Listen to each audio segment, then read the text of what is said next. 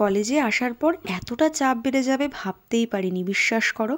তো যাই হোক, মাঝে মাঝে চাপ নিতেও কিন্তু বেশ ভালো লাগে, যার জন্য তোমাদের সাথে ব্লগ শেয়ার করা হচ্ছে না। বাই দ্য ওয়ে, তোমরা কিন্তু চ্যানেলটাকে সাবস্ক্রাইব করো, ক্রিসমাসের দারুণ দারুণ ব্লগ আসছে।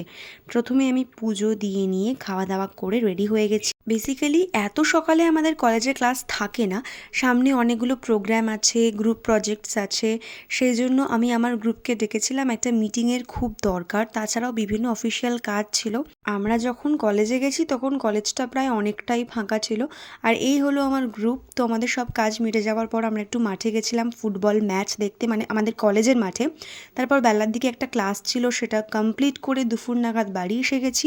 বাড়ি এসে লাঞ্চ করার পরও আমার রেহাই নেই, আবারও লেখালেখি করতে বসেছি। তারপর ব্যাংকের একটা অফিসিয়াল ফর্ম ফিল আপ ছিল। সারাদিন পরে অবশেষে নিজের জন্য একটু সময় বার করে সেলফ কেয়ার করতে বসেছিলাম। Please subscribe.